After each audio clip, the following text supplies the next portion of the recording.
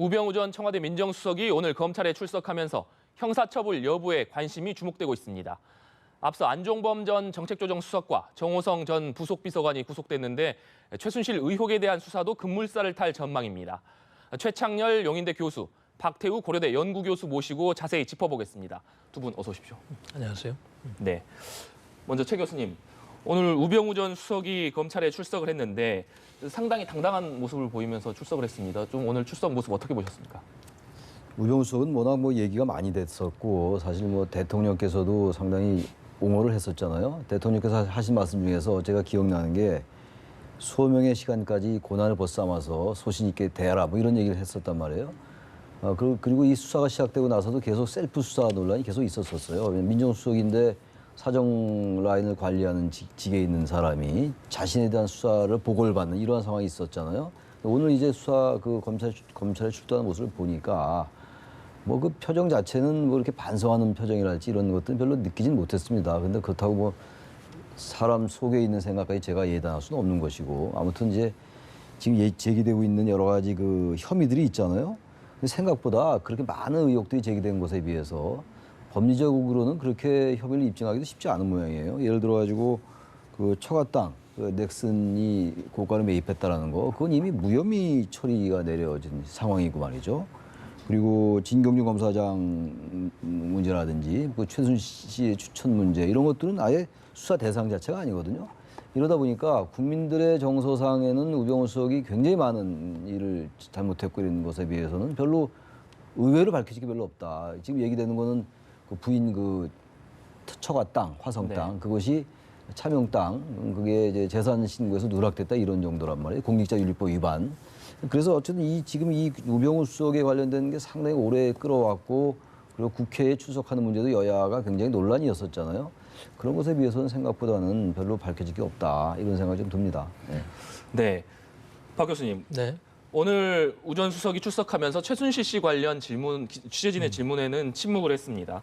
일각에서는 이 우 전 수석이 최순실 사태에 관련해서 일정 부분 역할을 한 것이 아니냐 이런 의혹들도 있고요. 또 일각에서는 민정수석이었기 때문에 책임론이 제기되기도 합니다. 어떻게 보십니까?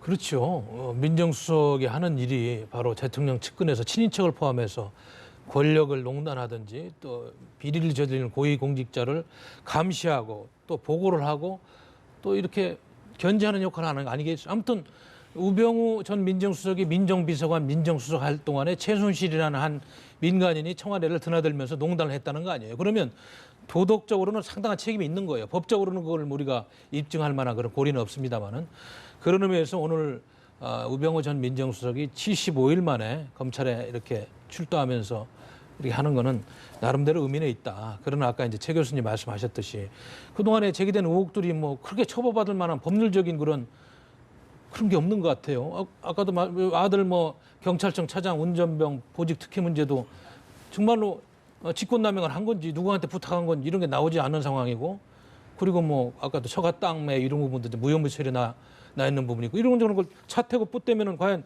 조사받고 얼마나 많은 처벌 강도로 처벌을 받겠느냐. 직권남용이라든지 이런 부분에 있어서 이런 문제가 좀 있는 것 같아요. 그래서 저는 지금 수사를 받으면서 또 다른 게 튀어나올지 모르니까 일단 성실하게 검찰 수사에 협조하면서 국민들한테 사죄하는 마음을 가져야 되겠다 이런 생각이 듭니다. 네, 최 교수님. 우 전 수석 수사 못지않게 오늘 주목되는 부분이 안종범 전 수석, 정호성 전 비서관 지금 구속돼서 계속 조사받고 있지 않습니까? 그런데 안 전 수석이 대통령을 잘못 보필한 책임을 지겠다 이런 발언을 하면서 이 두 사람의 어떤 조사가 꼬리 자르기에 그칠 수 있다 이런 의혹들도 일각에서 나오는 것 같은데 어떻게 보십니까? 지금 꼬리 자르기를 할 수 있는 상황은 아닌 것 같아요. 지금 안종범 전 수석의 검찰 진술이 일단 두 재단, 미르와 K 스포츠 재단의 설립을 지시했다는 얘기 나온 것으로 알려져 있고 또 하나는 강제 복음 과정에서 어쨌든 간에 대통령이 역할을 했다라는 것들도 상당히 그렇게 알려지고 있잖아요. 이런 상황 속에서 지금 최순실과 안종범 수석이 서로 모른다라고 얘기하고 있는 거잖아요. 그렇다면 더욱더 이 대통령의 연결고리가 중요해지는 거겠죠. 그래서 막연하게 꼬리 자르기 하기는 저는 어려울 것 같고 검찰이 정호성 비서관도 마찬가지예요. 정호성 비서관이 얘기되고 있는 거는 청와대의 기밀에 관련된 여러 가지 문건들, 연설문을 포함해서 이러한 것들이 이제 유출됐는데 태블릿 PC에 정호성 전 비서관의 그 나래로라는 그 아이디가 나왔다는 거 아닙니까? 그런 상황 속에서 무조건 발병하기 어려울 것 같고 물론 아직도 최순실 씨는 태블릿 PC가 자신의 것이 아니다라고 얘기하고 있습니다만 네. 그런 상황 속에서 아무리 뭐 이런 대통령 잘못 보필한 책임지겠다고 얘기했다 하더라도 현재 대통령과의 이 관련성 전반적인 이 게이트에 있어가지고 이것을 완전히 배제하기는 어렵다. 그리고 대통령 스스로도 검찰의 조사에 응하겠다. 그리고 특검의 수사를 수용하겠다 이렇게 입장을 밝힌 상황이기 때문에 현재로서는 그렇게 뭐 꼬리 자르기를 할 가능성은 적어 보이고 단지 검찰이 어떤 선까지 어떤 내용까지 과연 대통령을 조사할 수 있을 것인지 수사할 수 있을 것인지 전혀 별개의 문제인 것 같긴 합니다. 그건 검찰의 수사 의지에 관련된 네. 문제다라고 생각이 됩니다.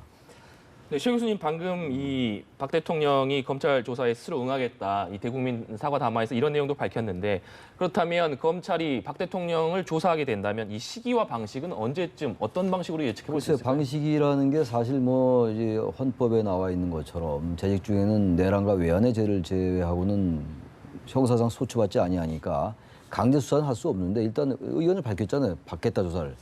그러니까 지금 얘기되는 건 뭐 제3의 장소라든지 청와대 방문해서 이제 조사를 대면 조사를 하는 방법이 있을 것이고 또 서면 조사를 하는 방법이 있을 겁니다. 근데 문제는 서면 조사나 이런 것들이 굉장히 형식적으로 흐를 수가 있죠. 지금 아까 꼬리 자르기 얘기했습니다만 현재 그리고 대통령의 인식은 엊그제 담화 내용을 보면은 경제 살리기나 여러 가지를 잘 하려 했는데 이 이제 특정 개인이 비리나 위법을 저질렀다. 그러니까 어떻게 보면은 해석하기에 따라서는 대통령 스스로가 큰 잘못을 하지 않았다. 단지 그런 것들에 대한 책임이 있어서 내가 조사받겠다. 이렇게 읽히는 부분이 있잖아요.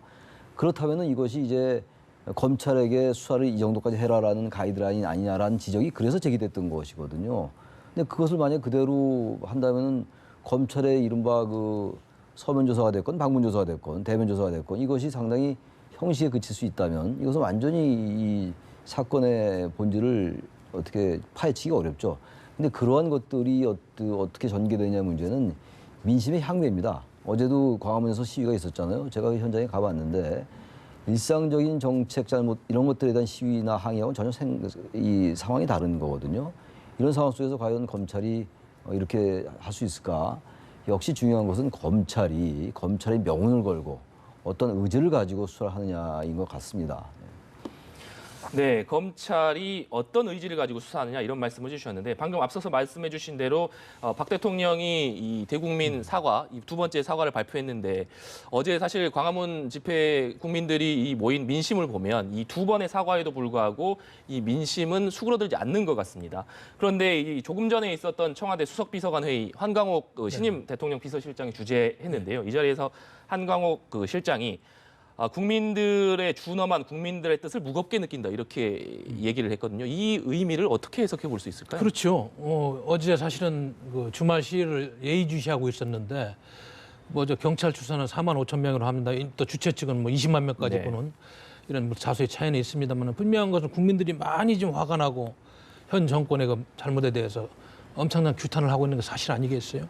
그리고 2차 사과 이후에 어느 정도의 민심이 추이를 봤는데 어제 확인해 보니까 본인들이 생각한 것보다는 또 그 수위가 가라앉지 않고 있고 이것을 이제 오늘 한광옥 대통령 비서실장 주재 회의에서 점검을 한 거겠습니다.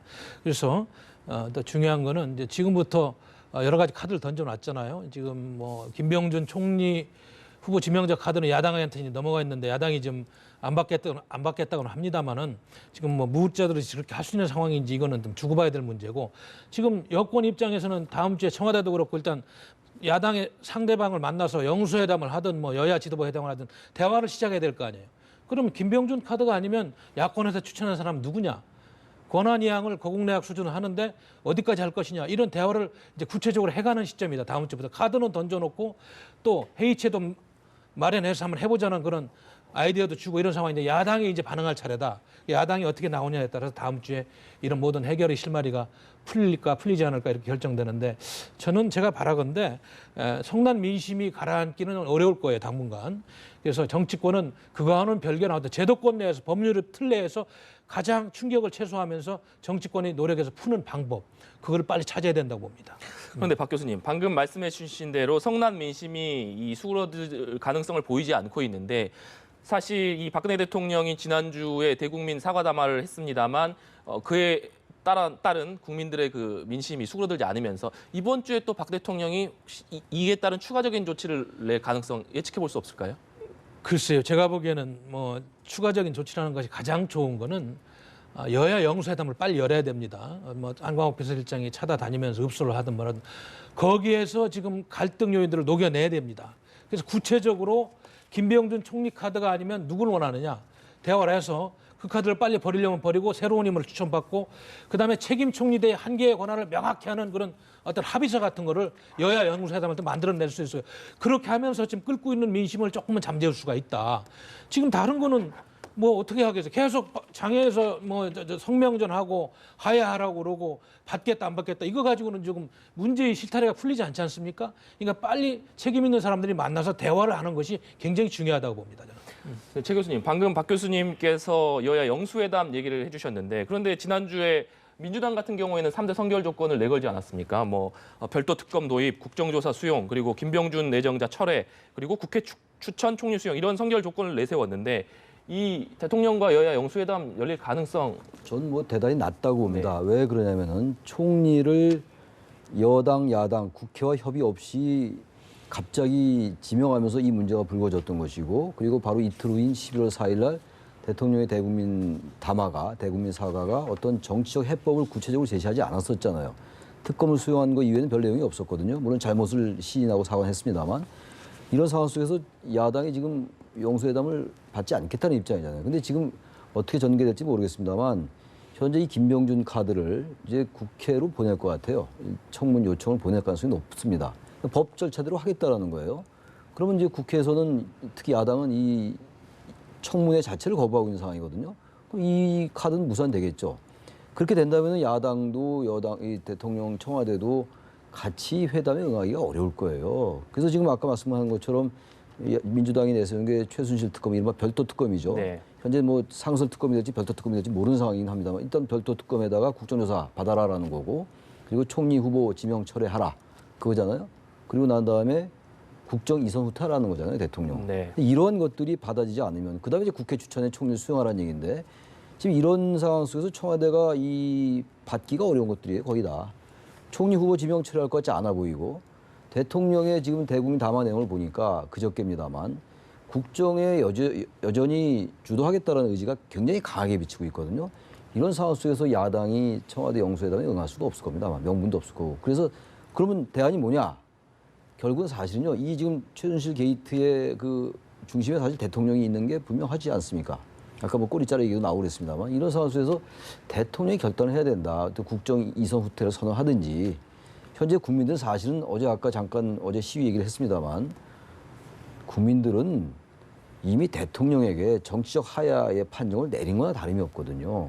이런 상황 속에서 그대로 국정을 주도하고 총리 후보는 법대로 절차를 진행하고 이렇게 돼서는 이 민심을 가라앉힐 수도 없고 여야가 정치적 해법을 모색하기도 어려울 것 같아요. 지금 현재 중요한 건 역시 민심입니다. 그래서 그저께까지 나왔던 얘기가 내일이 어제죠. 그저께 기준으로 본다면 내일 그 집회를 봐야 된다 그랬는데 어제 집회가 상상보다 많이 오고 그 민심이 그대로 드러났지 않습니까?